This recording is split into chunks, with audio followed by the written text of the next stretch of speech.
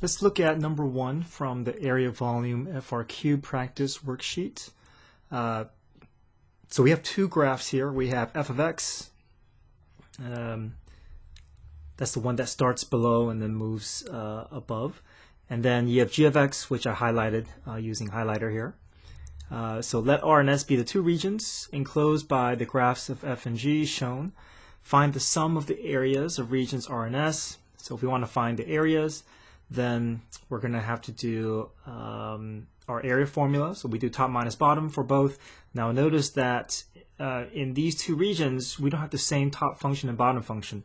There's an alternating, the top function and bottom function alternates between these two regions. So in region R, G is above, F is below, but then in region S, F is above and G is below.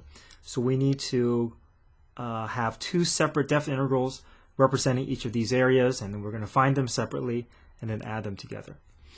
But first, we do need to find the intersection that would indicate where where the alternating shift happens between the top and bottom function.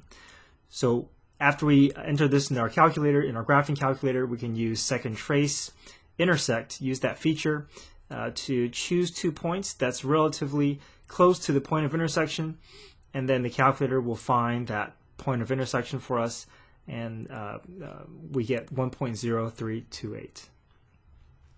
So area is top minus bottom. We split into two definite integrals.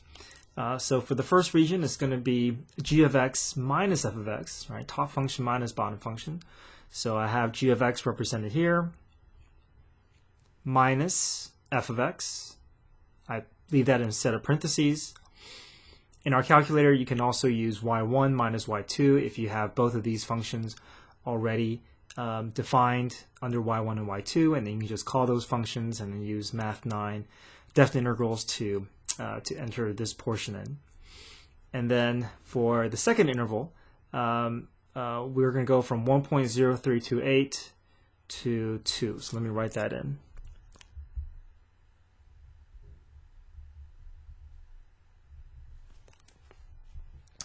So now it's going to be f of x minus the g of x function, since there's an alternating shift in the second region, in region S. So we enter both of these in our calculator separately. We get 0.997 plus 1.006, and the two areas added to be 2.004. Part B, region S is the base of a solid whose cross-section perpendicular to the x-axis are squares. So this is a cross-section volume problem. That means we have to first identify how to draw our base length. Are we going to be drawing it horizontally, or are we going to be drawing it vertically? But they say that the problem says perpendicular to the x-axis. So the x-axis is horizontal. Perpendicular must be vertical. So we're going to draw a vertical base length between f of x and g of x. So it's going to be top minus bottom, f of x minus g of x. That's going to be our base length. So I have that represented here. We want to build a square on top of this base. So the formula for squares is base squared. So length times width, length and width are the same. So base times base. So once we have our area formula, that is only a, we're going to plug this expression into our area formula, but this is only a two-dimensional calculation. So to move it from a two-dimensional to a three-dimensional calculation, we're going to put the integral in front with our bounds in place, 1.0328 to 2, and then the dx will give it that third dimension, that width. So enter all this in the calculator, we get 1.283. Now part C, let h be the vertical distance between f and g in region S. Okay. So find the rate at which h changes with respect to x when x equals 1.8.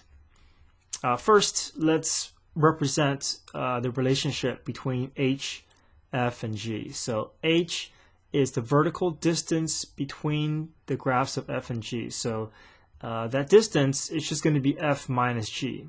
So we can represent that here. h of x is the change or the difference between f and g. So if it's just the change between f and g or the difference between f and g, we can just represent h to be defined as f of x minus g of x. Now the problem says find the rate at which h changes. So this is basically saying find h prime. This is talking about h prime. So if I want to find h prime, I'm going to first represent that derivative relationship. So h prime is equal to f prime minus g prime. Okay. So if I find the derivative of each term, then I have that relationship there. But I want to find h prime of 1.8. So I'm going to replace every x with 1.8, and then we can use our calculator, math 8, and deriv to evaluate the derivative of f and g at these respective points, and the resulting numeric value rate of change is going to be negative 3.812.